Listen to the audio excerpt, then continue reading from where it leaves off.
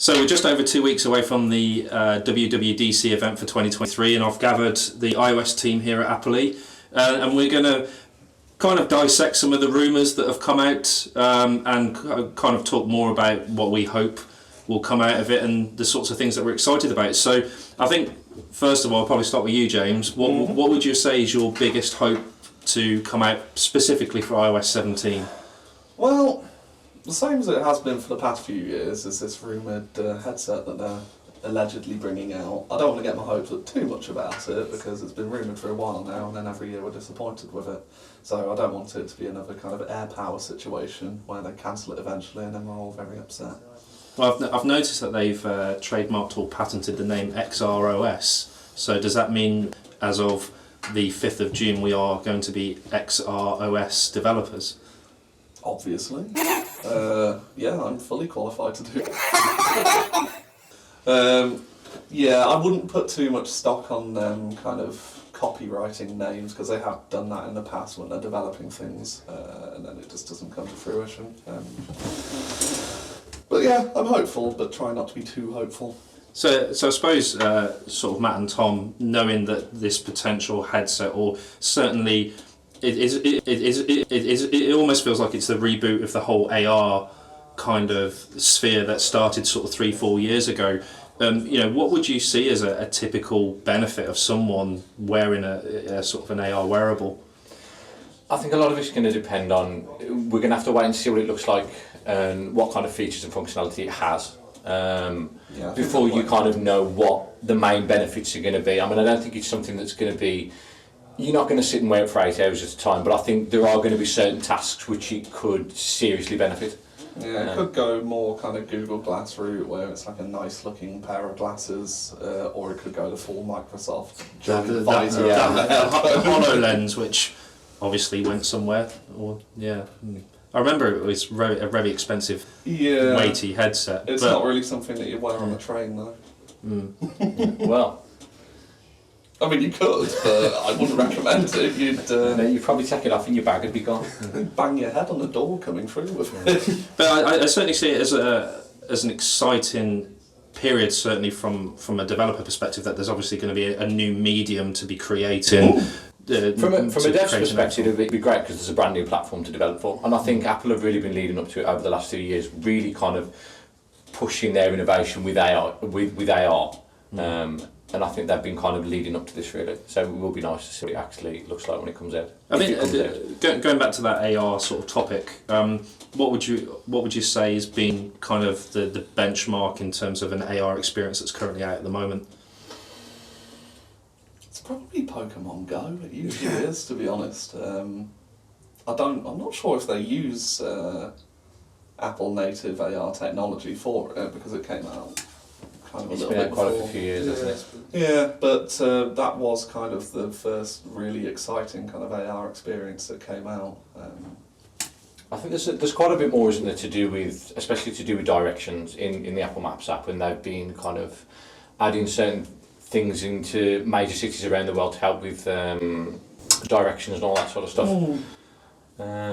I know there's quite a few people that are doing stuff to do with open source to really kind of push the AR boundary. You said about the Marks and Spencer thing? The Marks and Spencer thing's really cool, isn't it? So could you explain what Marks and Spencer's is? So the Marks and Spencer's app was built by a company called Dent Reality, and basically what it is you kind of go into Marks and Spencer's and you can input into the app what you would like to buy from the Marks and Spencer store, and then it directs you using AR and Bluetooth beacons, I believe, to the point in the store as to where you can buy your item from. Yeah, actually. It's a concept that I've seen predominantly targeted at either internal kind of tourist or providing walks or guides through internal buildings, or for retail certainly. I think going back to sort of let's put the AR piece to one side. Fundamentally, iOS 17. Tom, what would you say is a thing that you feel that is needed to kind of be an improvement from iOS 16, either from a development point of view or certainly from like an everyday use? I think for me, a main thing would be more widgets, or not more widgets, but more interactive widgets. Yeah, they're very static at the moment. So live activities and widgets, you can't do too much with them. They're very static. So I think from both a user and a developer perspective, that'd be something I like to see. And as a collective, would you have said that the sort of big talking point of iOS 16 was obviously this customizable home screen? Has that been something that you feel has kind of taken that level of customization forward? Is it something that you feel has given value?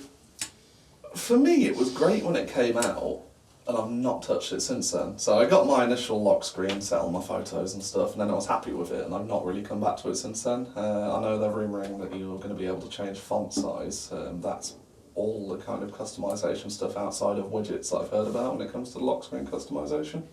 So other than it might be coming to iPad, which my wife will be very happy about.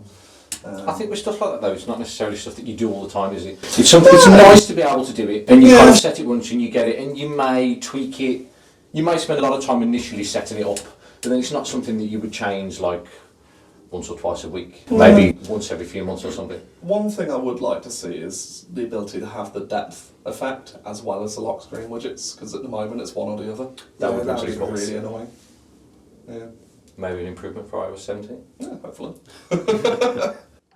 So in terms of obviously iOS 17 doesn't necessarily just roll out to the phone medium. What about sort of any thoughts around the direction that the iPad's going? We noticed over the last week that Apple had released Logic and Final Cut Pro as full featured versions on the iPad. Do you eventually see the tablet becoming kind of a laptop replacement? They seem to be slowly moving towards it. Every year you hear rumours that they're going to bring out a full version of Xcode on the iPad, which never seems to happen. We've got playgrounds now, so you can actually write stuff and compile apps on the iPad, but it's not quite the same as the full experience of Xcode. I don't know. I don't see them ever fully replacing MacBooks with iPads. I think there will always be a need to have both, but as kind of a day-to-day device that you use for kind of less intensive tasks, I think it is a really good replacement for a MacBook at the moment. My wife, for example, uses her iPad as a replacement for her old Windows laptop that she had. I think a lot of it depends on your use case. I think it depends on what you actually want to do with it. I think you're right in the sense that they're bringing the platforms so close together, and I think a lot of that is so you can quite easily build for both platforms. Oh yeah. And I think a lot of it depends on what you actually want to use it for, is depend on which one you will buy. Okay, so moving on to sort of wearables, and obviously there's going to be the next iteration of the watch, and last year we were treated to like a different SKU of watch, which was the Apple Watch Ultra.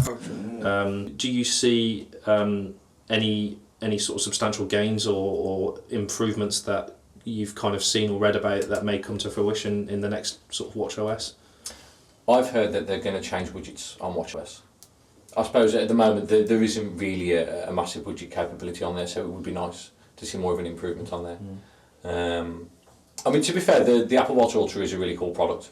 I don't think it's something that they're going to iterate on every year. Maybe every couple of years, so it might not be something we see this year. But it will be interesting to see what comes out for watchOS. The way they advertised it was more kind of like extreme athletes and stuff like that, because a lot of the features are more kind of geared towards safety and things like that. I mean, the crash detection stuff and the SOSs are all really useful, but you know, on a day-to-day basis, I don't find myself getting lost in the wilderness without GPS signal as somebody who doesn't do much exercise at all. Yeah, so it's not really a product that I think is geared towards a kind of general user. But for people who have a need for that kind of thing, it's absolutely amazing. Or people who like really big watches. Yeah, that's it. Yeah. So, we've covered the phone, covered the tablet, covered wearable. What about the day-to-day use of Mac OS? Is there anything in there that you feel that is would help from a dev perspective, or just from sort of daily use? I haven't really heard a lot to do with macOS. No. I mean, it's always nice to get. Seems to be the neglected platform. It's coming. We just don't have any rumours for what's going to be coming with it. I think finally, I suppose to kind of cover off the big thing, obviously towards the end of last year and beginning this year was the adoption of the AI arms race, and certainly we've seen ChatGPT become mainstream for public consumption along with Google's Bard. Do you see Siri? Do you foresee any kind of AI kind of announcement from Apple? I would love that. Because Siri is notoriously not particularly useful as an assistant, I'm begrudged to say. I think it's made Siri look dated. Yes, definitely. Yeah. But yeah, I would love that alongside kind of potentially Xcode getting a AI enhancement. That'd be nice. Yeah, it's more things that I would really, really, really love to see, but I don't think Apple are focusing on that at the moment. I think the focus for them, based on the rumours, is purely on this kind of AR technology.